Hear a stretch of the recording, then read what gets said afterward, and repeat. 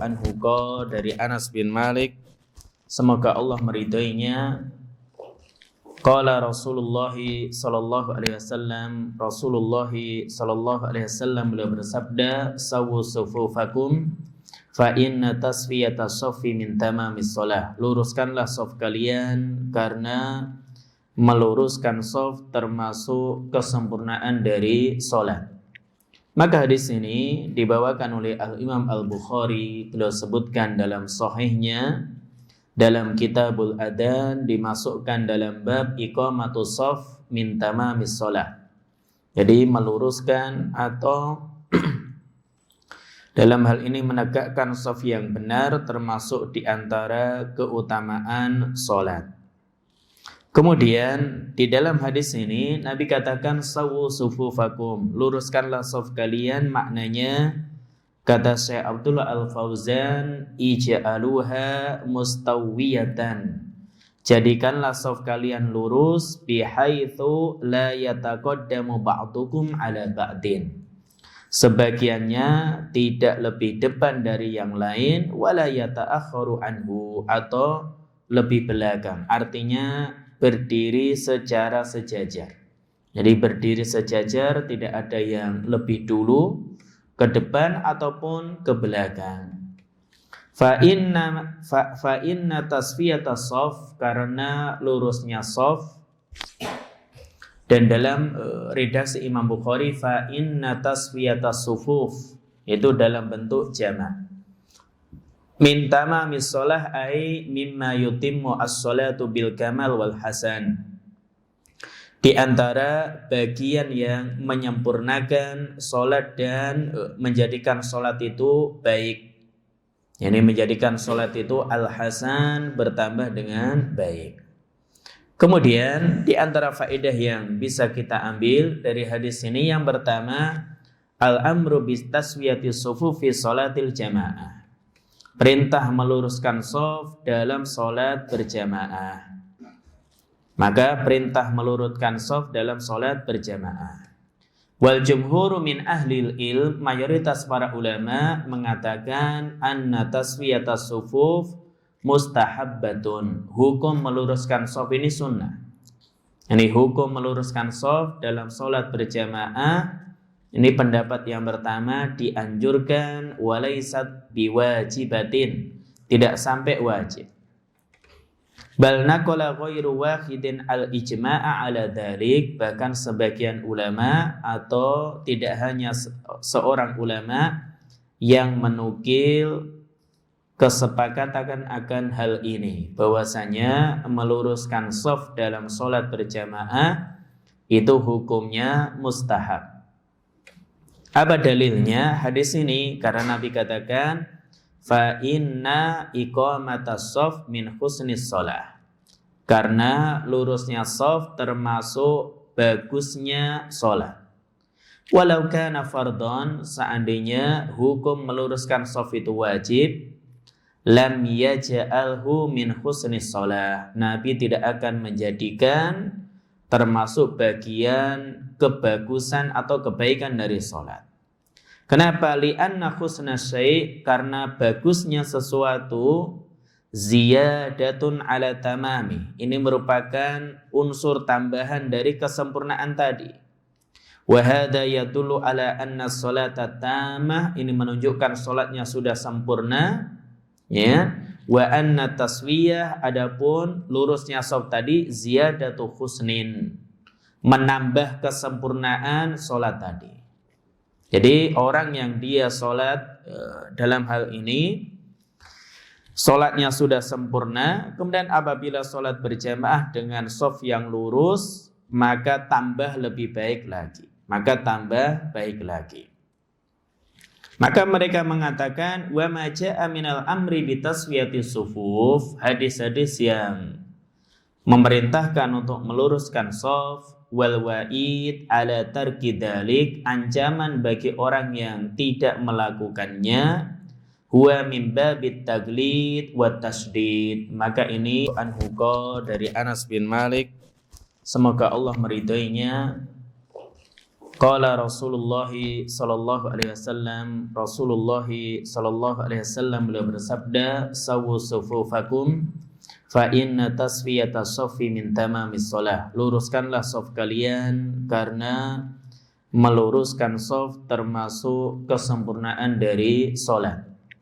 Maka hadis ini dibawakan oleh Al-Imam Al-Bukhari, beliau sebutkan dalam sahihnya dalam Kitabul Adzan, dimasukkan dalam bab iqamatus shaf min tamamis shalah. Jadi meluruskan atau dalam hal ini menegakkan shaf yang benar termasuk di antara keutamaan salat. Kemudian di dalam hadis ini Nabi katakan sawu sufufakum, luruskanlah shaf kalian, maknanya kata Syekh Abdullah Al-Fauzan, ij'aluha mustawiyatan, jadikanlah shaf kalian lurus, bihaitsu la yataqaddamu ba'dukum ala ba'din, sebagiannya tidak lebih depan dari yang lain, wala yata'akhkharu anhu, atau lebih belakang, artinya berdiri secara sejajar. Jadi berdiri sejajar, tidak ada yang lebih dulu ke depan ataupun ke belakang. Fa inna tasfiyata shaf, karena lurusnya shaf. Dan dalam redaksi Imam Bukhari, fa inna tasfiyata sufuf, itu dalam bentuk jamak. Min tamamis shalah ay mimma yutimmu as-salatu bil kamal wal hasan, di antara bagian yang menyempurnakan salat dan menjadikan salat itu baik. Yani menjadikan salat itu al-hasan, bertambah dengan baik. Kemudian di antara faedah yang bisa kita ambil dari hadis ini, yang pertama, al-amru bis taswiyati sufufi salatil jamaah. Perintah meluruskan shaf dalam salat berjamaah. Maka perintah meluruskan shaf dalam salat berjamaah. Wal jumhuru min ahlil ilm, mayoritas para ulama mengatakan anna taswiyatas sufuf mustahabbatun. Hukum meluruskan shaf ini sunnah. Ini hukum meluruskan shaf dalam salat berjamaah. Ini pendapat yang pertama, dianjurkan, walaisat biwajibatin, tidak sampai wajib. Bal naqala ghairu wahidin al-ijma'a ala dzalik, bahkan sebagian ulama atau tidak hanya seorang ulama yang menukil kesepakatan akan hal ini, bahwasanya meluruskan shaf dalam salat berjamaah itu hukumnya mustahab. Apa dalilnya hadis ini? Karena Nabi katakan fa inna iqamatas shaf min husnis shalah, karena lurusnya shaf termasuk bagusnya salat. Walau kana fardhon, seandainya hukum meluruskan shaf itu wajib, lam yaj'alhu min husnis shalah, Nabi tidak akan menjadikan termasuk bagian kebagusan atau kebaikan dari salat. Kenapa? Li'anna husna syai', karena bagusnya sesuatu ziyadatun ala tamami, ini merupakan unsur tambahan dari kesempurnaan tadi. Wa hadza yadullu ala anna sholata tamah, ini menunjukkan salatnya sudah sempurna, ya. Wa anna taswiyah, adapun lurusnya shaf tadi ziyadatu husnin, menambah kesempurnaan salat tadi. Jadi orang yang dia sholat dalam hal ini sholatnya sudah sempurna, kemudian apabila sholat berjamaah dengan shaf yang lurus, maka tambah lebih baik lagi. Maka mereka mengatakan wa ma jaa minal amri bi taswiyati sufuf, hadis-hadis yang memerintahkan untuk meluruskan shaf, wal wa'id ala tarki dalik, ancaman bagi orang yang tidak melakukannya, huwa min babit taglid wa tasdid, maka ini termasuk mubalaghah, jadi hiperbolis dalam ancaman. Tahridon wa ta'kidan ala tasfiyati sufuf wa ta'tiliha, dalam rangka untuk menguatkan supaya seorang dia meluruskan shaf ketika sholat. Ini pendapat yang pertama. Pendapat yang kedua, hukum meluruskan shaf dalam sholat berjamaah sebagaimana pendapat Imam Bukhari. Demikian juga Ibnu Hazm ila anna taswiyatas shaffi wajibatun. Meluruskan shaf hukumnya wajib. Waqtaru hada Syekhul Islam Ibnu Taimiyah was-Sun'ani was-Syaukani, dan inilah yang dipilih oleh Syekhul Islam Ibnu Taimiyah, demikian juga kalau ulama muasirin As-Sun'ani dan As-Syaukani. Jadi As-Sun'ani dalam Subulus Salam, demikian juga As-Syaukani dalam Nailul Autor. Apa dalil yang mereka gunakan? Di antaranya mustadillina bisighatil amr. Dalil mereka adalah bentuk perintah al-warida fi haditsil bab. Jadi perintah dari Nabi dalam hadis-hadis tentang masalah ini. Wa ma jaa fi ma'nahu, atau hadis yang semakna dengannya. Wal amru yaqtadil wujub, dan kaidah dalam usul fikih perintah memberikan konsekuensi wajib. Malam yujad sharifun, selama tidak ada dalil yang memalingkannya dari kewajiban.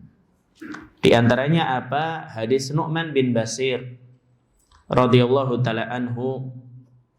Maka Nabi sallallahu alaihi wasallam beliau mengatakan, la tusawwunna sufufakum au la yukhalifannallahu baina wujuhikum.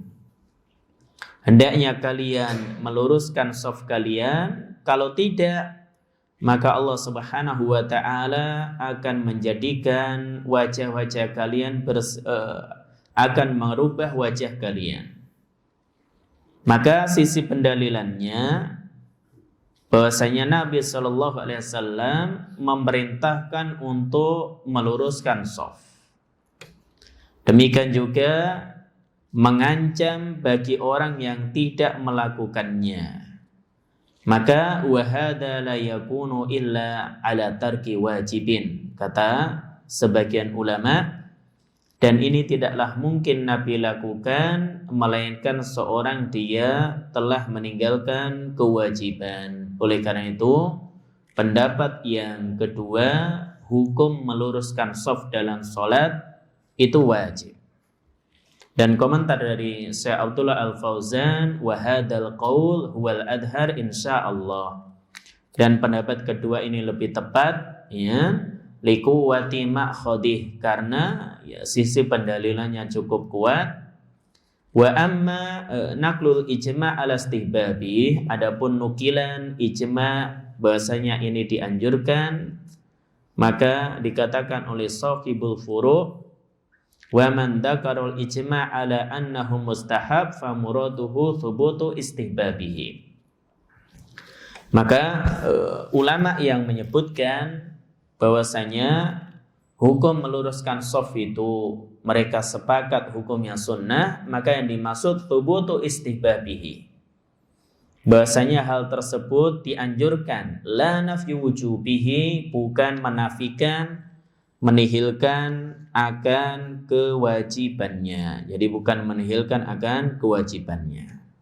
Oleh karena itu ketika seorang dia sholat, maka dalam hal ini hendaknya membuat shafnya yang lurus. Jadi shafnya itu lurus. Kemudian faedah berikutnya, anna taswiyatas sufuf min tamamis shalah wa husniha wa kamaliha. Hadis ini dalil meluruskan shaf dalam salat termasuk bagian dari kesempurnaan dan bagusnya salat. Jadi kesempurnaan dan bagusnya salat tersebut. Maka orang yang dia melaksanakan sholat berjamaah, kemudian dia luruskan shafnya, maka ini bagian dari kesempurnaan dan bagusnya sholat yang dia lakukan. Kemudian para ulama sebutkan al-mustafad min nususis syariah, diambil dari dalil-dalil yang ada, anna taswiyatas shaf tatahaqqaqu bil umur at-taliyah. Shaf itu dikatakan lurus, ya kan? Apabila terpenuhi 4 kriteria. Al-amrul awal yang pertama, itmamus shaffil awal fal awal wasaddul furaj. Seorang dia menyempurnakan shaf yang pertama, kemudian shaf berikutnya dan menutup celah.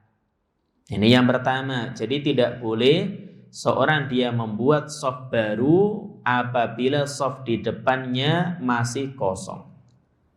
Jadi nggak boleh seorang dia sholat dalam hal ini mungkin baginya untuk masuk di shaf depannya, ya, namun dia sudah membuat shaf baru. Maka menyempurnakan shaf yang pertama dipastikan itu sudah terisi semua, nggak ada celah di sana. Kemudian al-amru tsani yang kedua, istiqamatus shaf wa ta'diluh. Meluruskan shaf tersebut.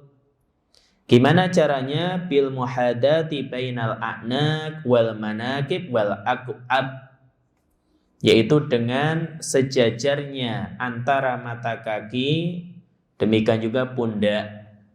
Jadi antara mata kaki dan pundak. Atau di sini tumitnya. Jadi yang jadi patokan itu bagian belakang kakinya yang lurus. Jadi tumitnya yang lurus. Kemudian kalau tumitnya lurus, insya Allah mata kakinya bisa ditempelkan.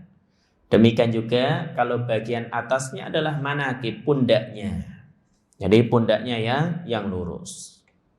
Kok orang dia meluruskan shaf kemudian berdirinya terlalu renggang antara kakinya, kedua kakinya sangat lebar, maka tentu bagian bawahnya itu akan menempel dengan kanan kirinya, namun pundaknya tidak.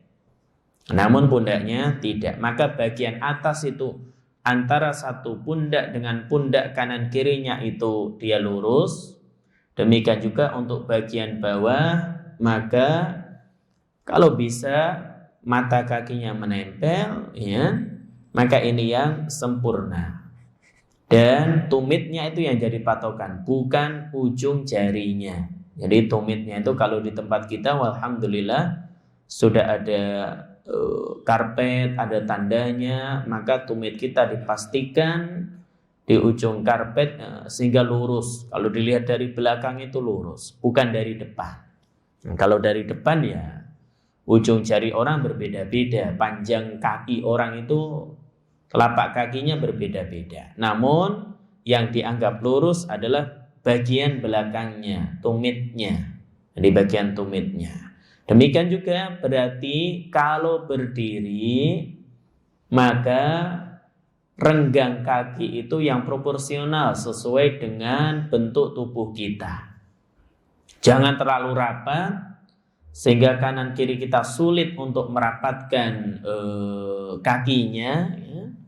Atau terlalu lebar, ya, sangat renggang sehingga pundaknya juga tidak bisa rapat. Maka tergantung seberapa tubuh kita, maka kita dalam hal ini merenggangkan kaki kita demikian. Jadi yang proporsional. Kemudian yang ketiga, taqarubus sufuf fi ma bainaha wa fima bainaha wa bainal imam. Dekatnya shaf. Jadi antara shaf 1 dengan shaf 2 dekat, demikian juga shaf pertama dengan shaf imam itu juga dekat. Maka kalau tempat kita walhamdulillah ini sudah dibuat, ya, kalau masa sekarang antara shaf imam dengan shaf pertama itu dekat, shaf pertama kedua juga demikian. Dan ini termasuk bagian dari tasfiyatus sufuf, yaitu meluruskan shaf. Jadi meluruskan shaf. Terus apa tolak ukurnya, parameternya? Wala al murad wallahu a'lam an yuj'ala baina kulli shaffin wa ma yalihi miqdaru ma yumkinu fihi sujud bi rahatin wa tuma'ninah.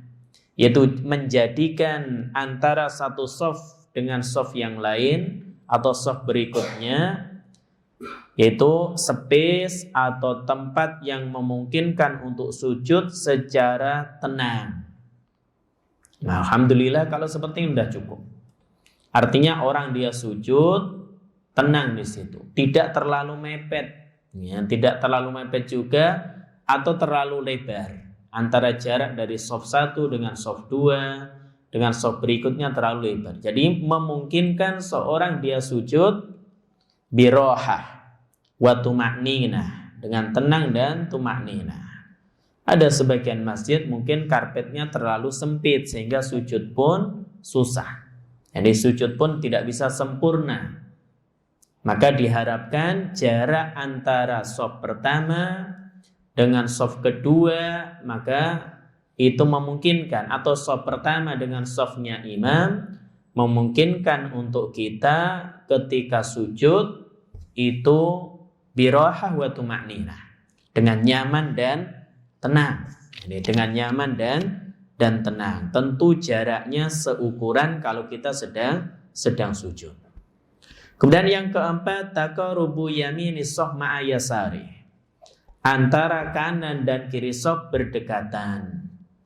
Ya, bihaitsu la yakunu janibus shafil aiman aktsar min yasari kathratan wadihatan. Itu dalam artian bagian kanan shaf tidak lebih banyak dibanding bagian kiri shaf, yaitu kathratan wadihah, dengan pemandangan yang nyata yang jelas. Wa hina idin fayaminu shaf afdal. Meskipun ya bagian kanan shaf imam itu lebih utama dibandingkan bagian yang kiri. Ini fa in kanal yasar aqrabu ilal imam sara wal afdal. Namun apabila bagian kiri itu lebih dekat dengan imam, maka itu yang lebih utama. Jadi cara mengisi shaf alhamdulillah sudah bagus ya, dari tengah. Bukan dari kanan, dari tengah, maka itu yang utama. Kemudian mana yang lebih utama, bagian kanan imam atau kiri imam?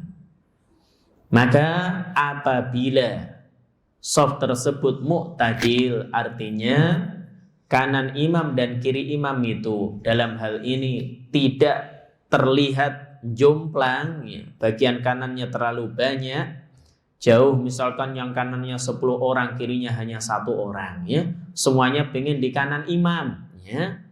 Maka dalam hal ini jika demikian, maka yang bagian kiri itu lebih utama karena dia lebih dekat dengan imam.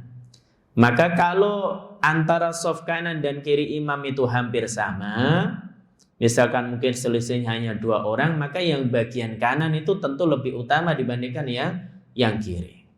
Maka ini faedahnya, seorang itu ya benar bagian kanan secara umum lebih utama, namun jangan sampai terlalu jomplang shafnya, semuanya pengen di kanan imam, padahal bagian kirinya kosong. Maka ini tidak tepat.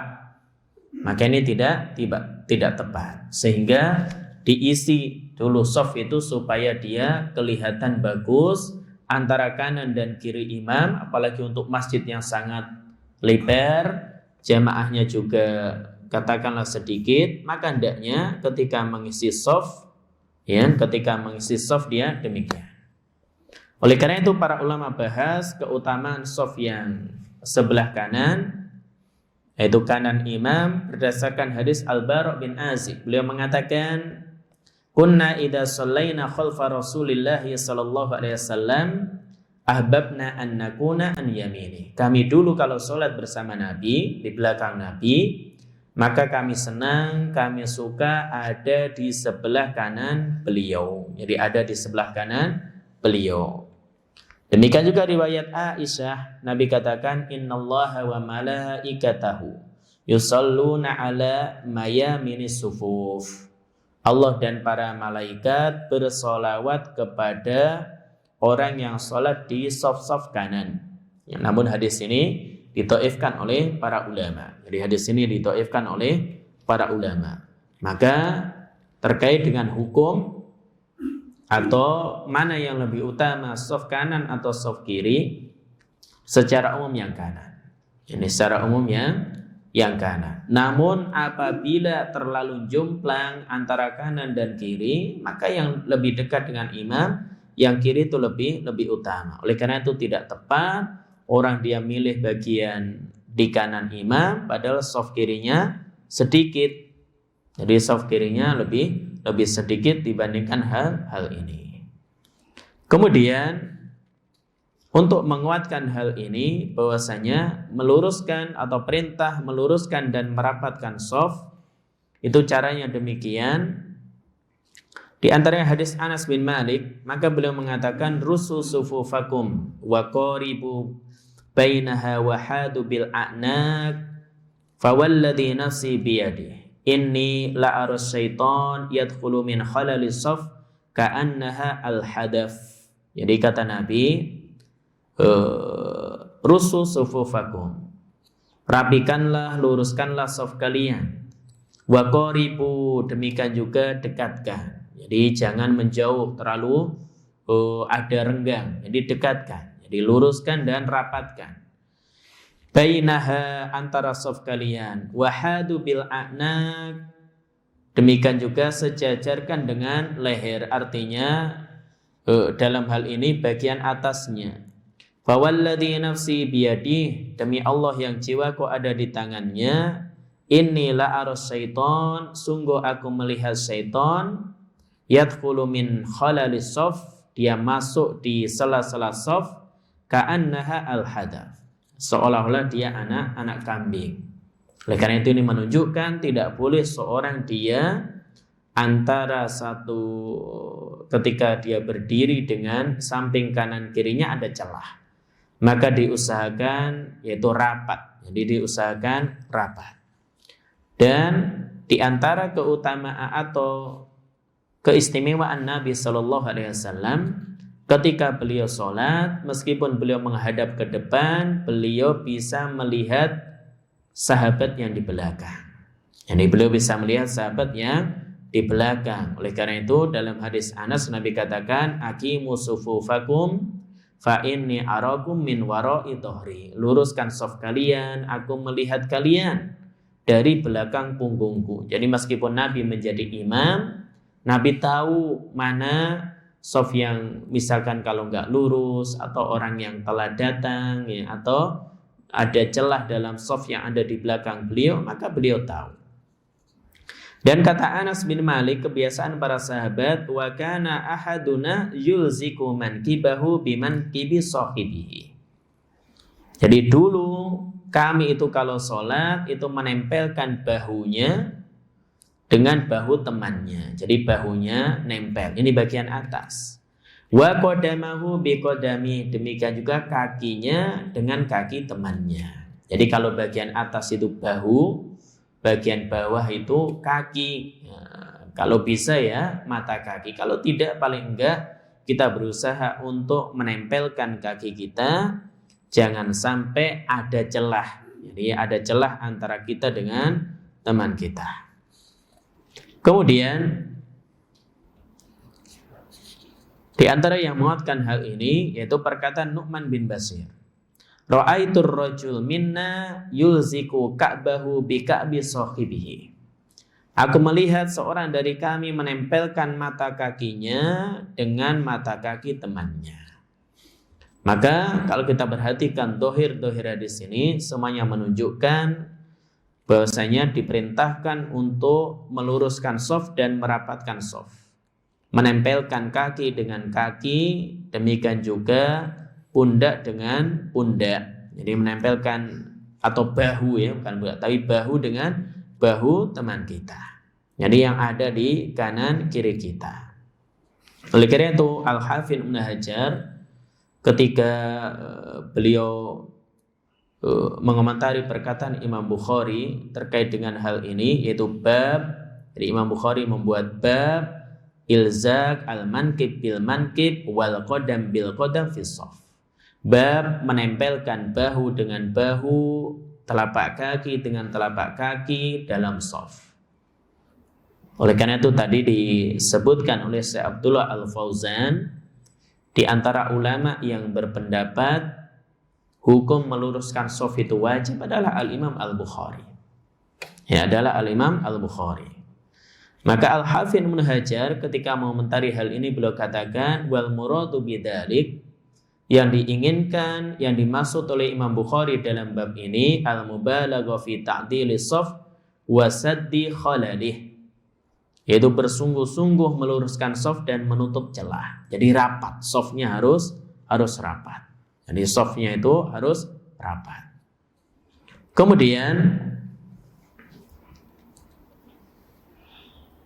jamaah salat subuh yang dirahmati oleh Allah Subhanahu wa taala, banyak ancaman yang disebutkan oleh Nabi sallallahu alaihi wasallam bagi orang yang dia tidak merapatkan shaf.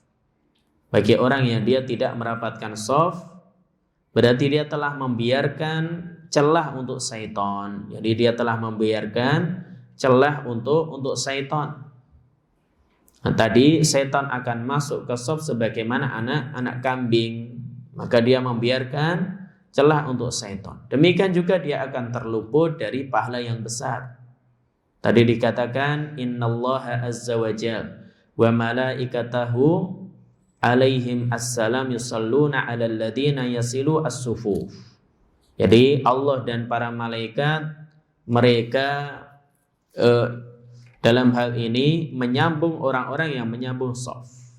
Wa man sadda furjatan rafa'ahullahu biha darajah, dan siapa saja yang menutup celah maka Allah Subhanahu wa taala angkat untuknya satu derajat. Jadi Allah angkat satu derajat untuknya.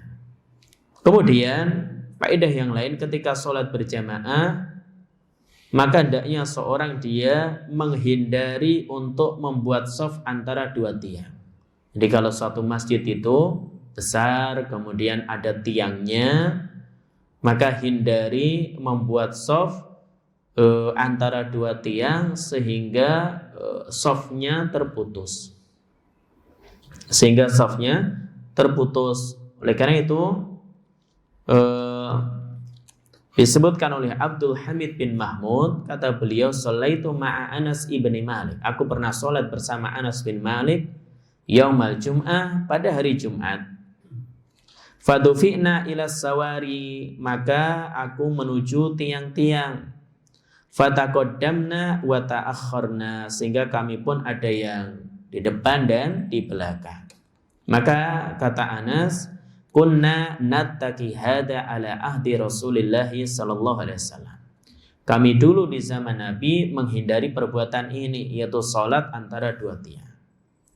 Oleh karena itu ada perbedaan pendapat di kalangan para ulama terkait dengan salat pada shaf yang terpisah dengan tiang. Maka sebagian tidak menyukainya, sebagaimana Abdullah bin Mas'ud, demikian juga Hudzaifah ibnul Yaman, karena tiang tersebut statusnya memutus shaf. Sebagian ulama memberikan keringanan, di antaranya Muhammad bin Sirin. Ya, alasan mereka tidak ada hadis yang sahih yang menunjukkan larangan Nabi Shallallahu Alaihi Wasallam. Adapun apa yang dikatakan Anas, mereka menghindarinya, maka itu hanya menunjukkan yang terbaik. Namun wallahu a'lam bishawab, dalam rangka kehati-hatian, apabila seorang dia sholat di sebuah masjid yang situ misalkan banyak tiangnya 4 atau lebih daripada itu, memungkinkan baginya sholat bukan di antara dua tiang sehingga putus shafnya, atau menurut sebagian ulama itu dianggap shafnya itu putus, maka jangan sholat di situ. Namun jika kondisi masjidnya padat, jamaahnya sangat banyak, tidak mungkin seorang dia dapat tempat di masjid tersebut kecuali harus sholat yaitu di antara dua tiang. Maka dalam hal ini hukumnya boleh, karena hukum sholat di antara dua tiang itu katakanlah makruh, dan sesuatu yang makruh itu menjadi boleh jika ada keperluan.